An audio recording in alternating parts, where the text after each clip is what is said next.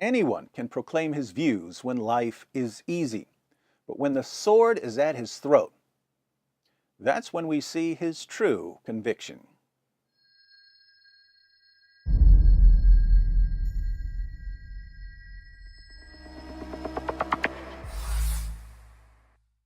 Paul and Muhammad were both persecuted. Paul was persecuted for preaching the gospel.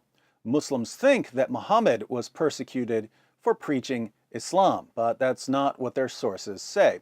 Muhammad was persecuted for mocking the gods and goddesses of the pagans of Mecca. We read in the History of At-Tabari, Volume 6, page 93, "The messenger of God proclaimed God's message openly and declared Islam publicly to his fellow tribesmen. When he did so, they did not withdraw from him or reject him in any way, as far as I have heard, until he spoke of their gods and denounced them.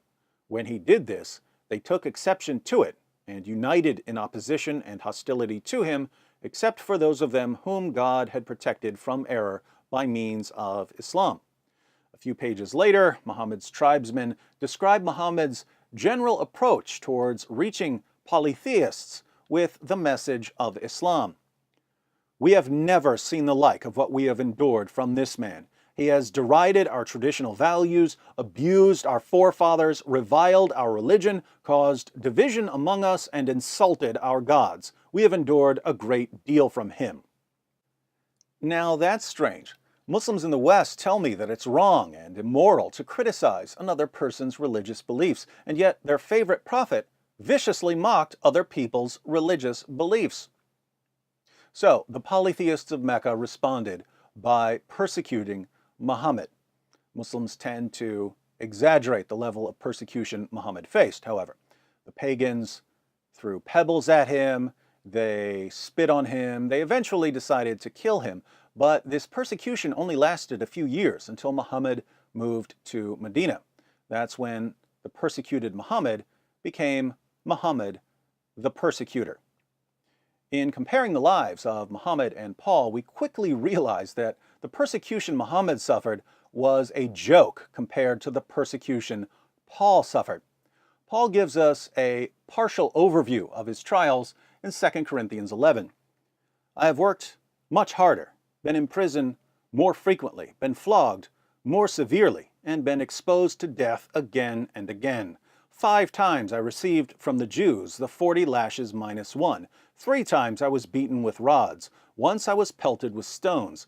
3 times I was shipwrecked. I spent a night and a day in the open sea. I have been constantly on the move. I have been in danger from rivers, in danger from bandits, in danger from my fellow Jews, in danger from Gentiles, in danger in the city, in danger in the country, in danger at sea, and in danger from false believers. I have labored and toiled and have often gone without sleep. I have known hunger and thirst and have often gone without food. I have been cold and naked." Paul wrote these words in the mid-50s AD.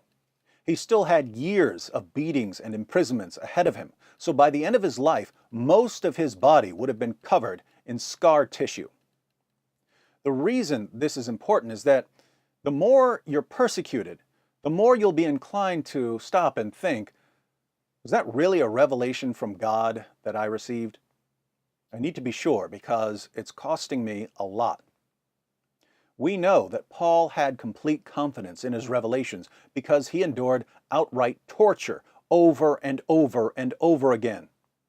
Muhammad was persecuted, but given the endless supply of wives and sex slaves and money and special moral privileges that only applied to him, we'll just never know how long he would have endured if he had faced anything remotely resembling what Paul faced.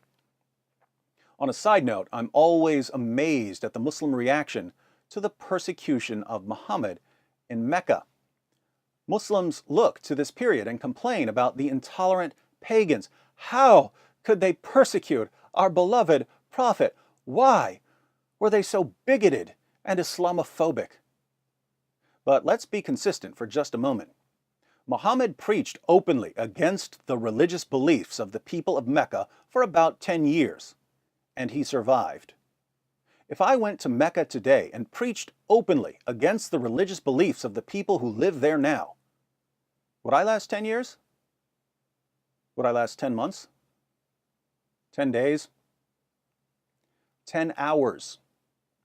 If I stood outside the Kaaba and began openly preaching against the religious beliefs of the people of Mecca today, would I last 10 minutes? Muslims complain about the intolerance of the pagans who opposed Muhammad, and yet the pagans were far, far more tolerant than the man who subjugated them.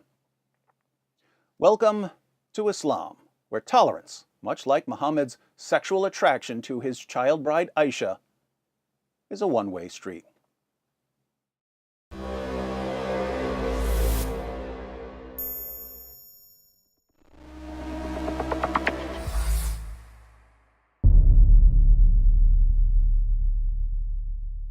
Hi everyone, thanks for watching. In case you stumbled upon this video while browsing or searching, I wanted to let you know that it's part of a series comparing Paul and Muhammad. So if you'd like to see the full series, be sure to click on the playlist. If you're already in the playlist, you're about to see that Muhammad was spiritually disturbed. Paul wasn't.